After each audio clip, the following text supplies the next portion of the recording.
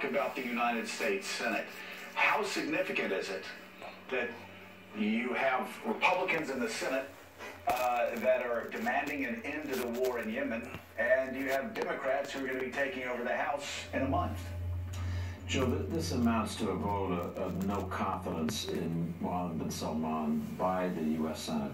It's not going to have practical impact. The Yemen vote needs to be matched by action by the House, and as you said, Paul Ryan has prevented that. But the Senate couldn't speak more clearly to Saudi Arabia, to the Crown Prince, that we don't trust or believe you, and that you must take steps to end this nightmare of war in Yemen. The one ray of hope that people should take is that in the negotiations that are going on to try to stabilize and end the war in Yemen, in Sweden under the leadership of a British negotiator, there's been some progress in the last day. There's a ceasefire in the key port of Hodeidah, through which all the supplies needed to keep people in that country alive have to travel. And I think that's a result of even Saudi Arabia understanding that this war has to end, that support for it in the United States, the expectation of U.S. weapons to support it, that's basically ending. The UAE came to that position a couple of weeks ago. Right, good. So I think in terms of saving lives, we need to focus on the process in Sweden and hope the Saudis get the message. I know that Saudis are going to tell Mohammed bin Salman, you got to end the war in Yemen. You've got to end the crazy kind of internecine feud with Qatar, a neighboring country, and you've got to start releasing political prisoners from jail. Those are the only ways that the confidence that's been shattered can be regained.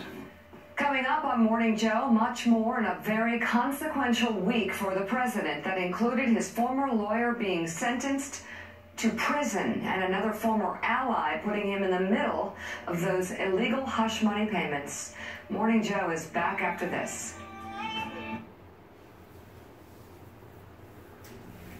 I tried to express and explain to people this pivotal point that we're at right now with the Saudi Arabian government, that they was the very people that flew over my grandmother's house in 1983 on 3 different occasions, all within the same city. And of course at that time I didn't know who that private Leisure jet was that flew over my grandmother's house that almost clipped her antenna over her 2-story house. But since 1988, whenever I personally met the evil empire that is part of the old Persian Empire that it talks about in the first 4 chapters of Revelations pertaining to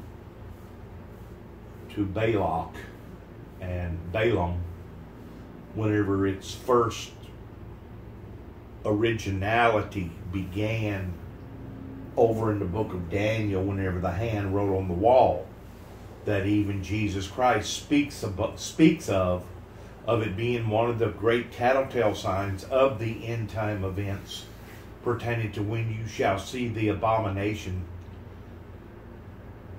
of desolation spoken of by Daniel the prophet, to then know that we are at the end of all this.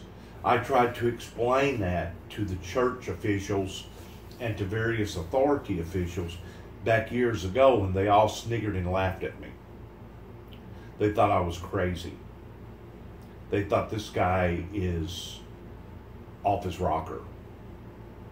Well, now since all these other occurrences are starting to shape up in regard of having more transparency with the Saudis, we're seeing just exactly how rotten and how dirty and how evil that empire truly is. Like I said, or like they said, steadily shooting down and killing and bombing schools and sanctuaries and people having weddings and people having funerals and bombing hospitals, and it just goes on and on and on towards the,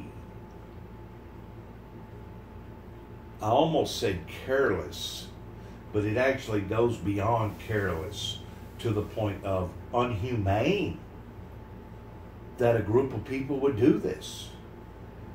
And why has it taken this long for the American political arena to finally wake up to their evil demonic doings is beyond me. I realize that people are blinded. And the Bible says that if the blind lead the blind, they shall both leadeth off into the ditch. But there comes a time to where the obvious should exceed any type of commitment, especially financial commitment, that we've ever had with the Saudi Arabian government, to the point of breaking it off. I've never seen a government such as the American government that was willing to support an evil demonic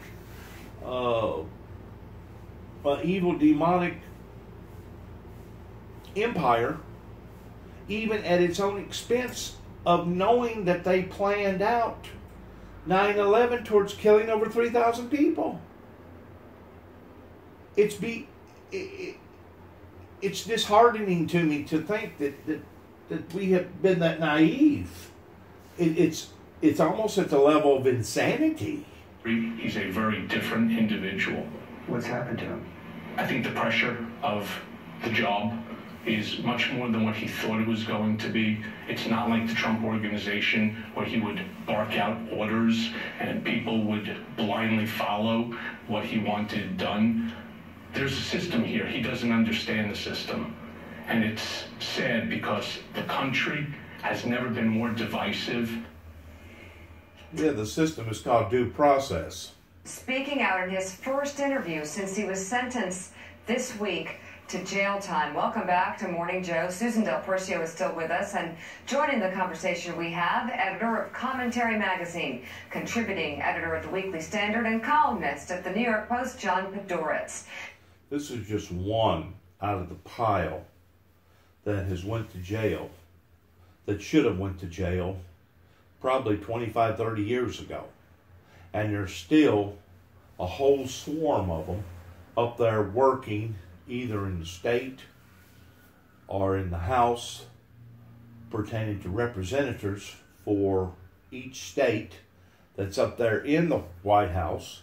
This is just one of the many that should have been taken out of the pack or out of the swarm back years ago.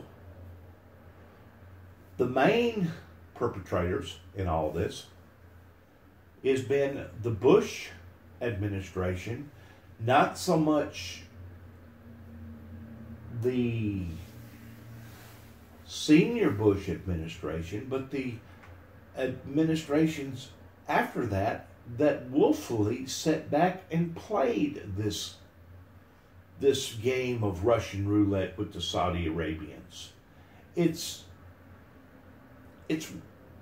the writing is all over the wall towards what is going on here. The American people have been bamboozled with us being $21 trillion plus in debt and no hope in sight, and our county jails and our state jails and our federal jails is all full. They brought in all these drugs and all this nudity. We have been sabotaged as a nation to the point of all these abortions and now all this other stuff. We have turned into a heathenistic nation, especially a nation that supports the evil empire pertaining to the Saudis. It's heartbreaking to me every time I turn the news on and I see things developing right in front of my very eyes that I told people about 15, 20 years ago. And they all sniggered and laughed. They all sniggered and laughed.